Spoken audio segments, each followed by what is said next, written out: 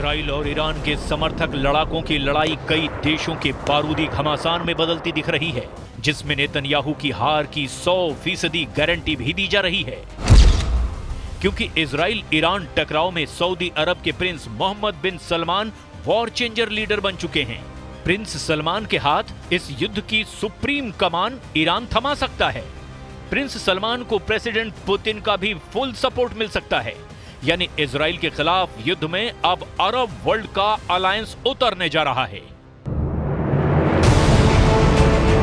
Crown Prince Mohammad बिन सलमान को Iran ने साध लिया है, जिसके साथ ही अरब वर्ल्ड का सबसे ताकतवर और दौलतमंद साथी ईरान के साथ आ चुका है। प्रिंस सलमान के ईरान के खेमे में आने का मतलब नेतन्याहू को अच्छी तरह मालूम है। सऊदी अरब और ईरान का गठबंधन खाड़ी युद्ध का रुख पलट सकता है। दो कट्टर और जानी दुश्मनों की पीस डील हो चुकी है। सौदेबाजी में ईरान को वॉर जोन में सपोर्ट मिलेगा तो प्रिंस सलमान ईरान से अच्छा खासा प्रॉफिट हासिल करने वाले हैं।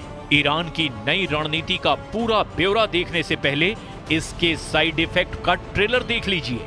युद्ध को बारूदी डोज की मात्रा बढ़ती जा रही है। हिजबुल्लाह ने इजराइल पर 60 रॉकेट दागे हैं। इजराइल में सिर्फ एक जख्मी हुआ, कुछ इमारतें टूटी, लेकिन बदले में इजराइल ने बेरूत को आधी रात से दहलाना शुरू कर दिया। रविवार की सुबह तक मिसाइलें बरसाता रहा।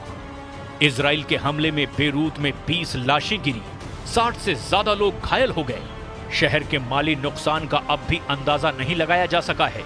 इजराइल अंधाधुंध बंकर बस्टर बम के धमाके कर रहा है, तो उधर हिजबुल्लाह फाइटर भी जोरदार पलटवार कर रहे हैं। लेबनान से इजराइल पर हिजबुल्लाह के रॉकेट और ड्रोन दागे गए।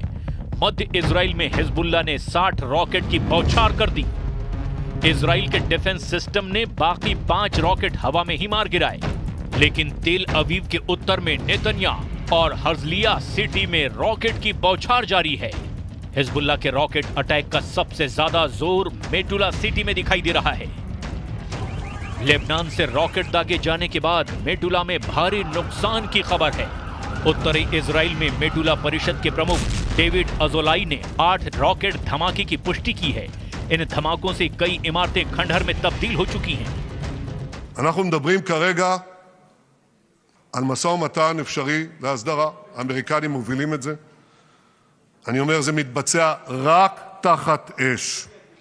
הוא מתבצע עם הרבה מאוד אש.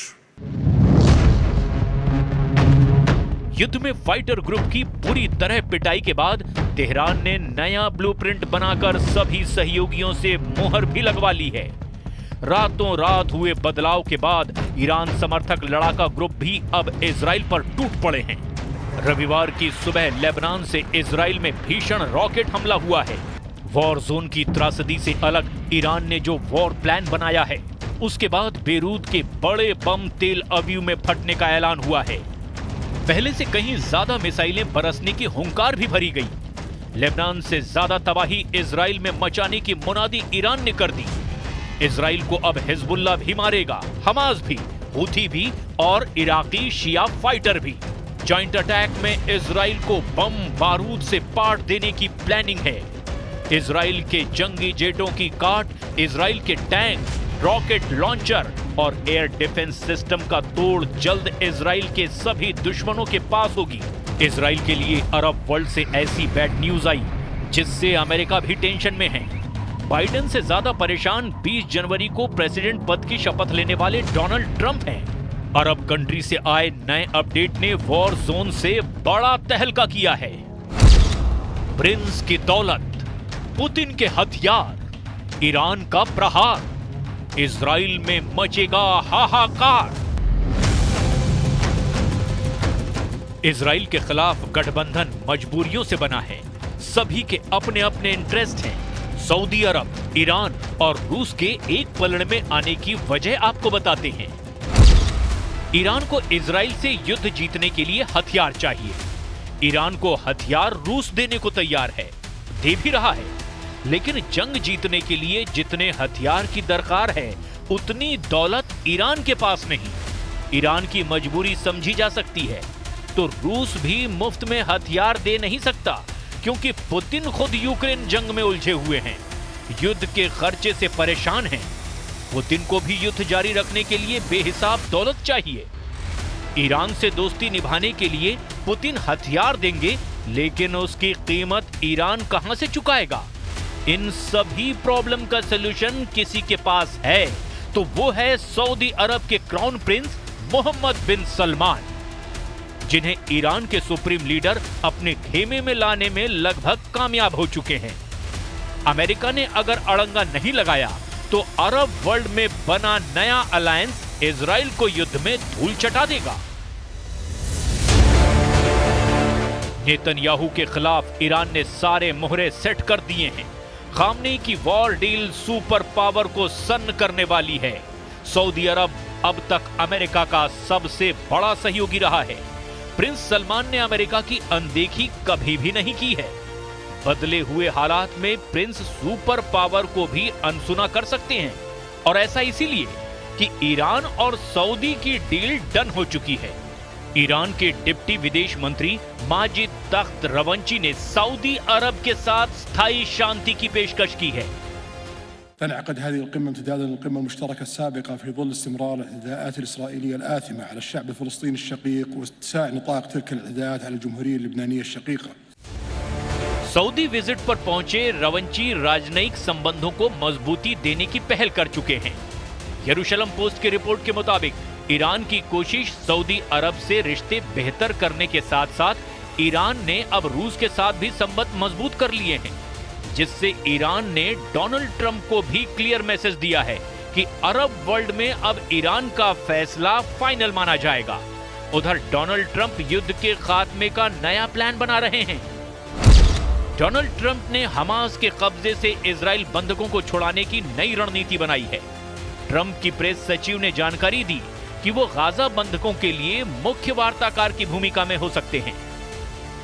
व्हाइट हाउस में ट्रंप की नई प्रेस सचिव कैरोलाइन लेविट ने बताया कि ईरान पर ट्रंप सख्त प्रतिबंध लगाकर मैक्सिमम प्रेशर बनाएंगे, मगर ट्रंप के प्लान की कमजोर कड़ी सऊदी अरब बन सकता है, जिसे खामनेई ने अपने खेमे में सेट कर लिया है। ईरान के ऑफर को ठुकरा पाना प्रिंस सलमान के लिए आसान नहीं है। असल में ईरान ने सऊदी अरब की बरसों पुरानी समस्या का समाधान का वादा किया है। ये तेल कारोबार से जुड़ी प्रॉब्लम है, उस ऑयल रूट की जिस पर ईरान का कंट्रोल है।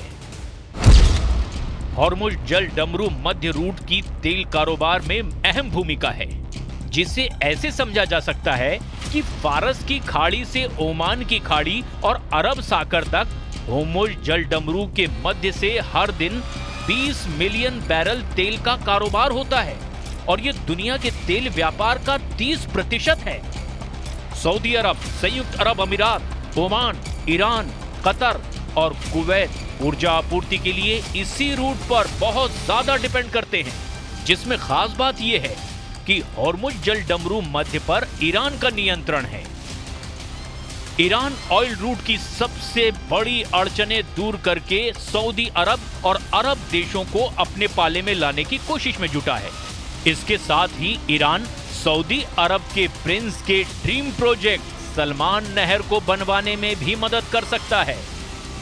प्रिंस सलमान ने साल 2015 में नए ऑयल रूट का प्रस्ताव पेश किया, जिसमें 950 किलोमीटर लंबी नहर बना करके अलग रूट से तेल कारोबार की योजना बनाई गई, जिसमें 950 किलोमीटर लंबी नहर अरब की खाड़ी को अदन की खाड़ी से जोड़ेगी, जो सऊदी अरब के पूर्वी प्रांत से यमन के रास्ते अदन की खाड़ी को जोड़ेगा, जिससे तेल कारोबार में कम वक्त लगेगा और बड़ी बचत भी होगी।